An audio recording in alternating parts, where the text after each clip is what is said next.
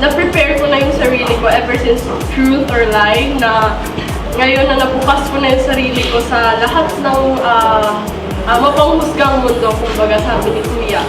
Pero yung masasabi ko, I will maghuhugot ako ng lakas sa mga tao na naniniwala sa akin. I will always see the positive side of everything. Kasi there are two sides to that eh.